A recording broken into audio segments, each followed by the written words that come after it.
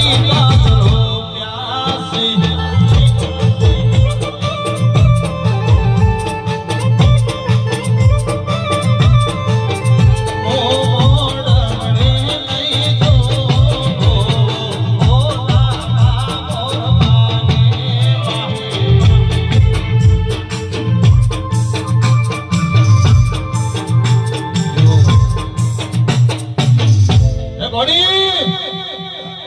રાધનપુર તાલુકાની પરહારમાં બદલી રૂડું ગોમસમ મારા દરબારા વાઘેલા વંશની માતા સાંભળી છે મારું નામ દાડોતા ઢોળાની કહું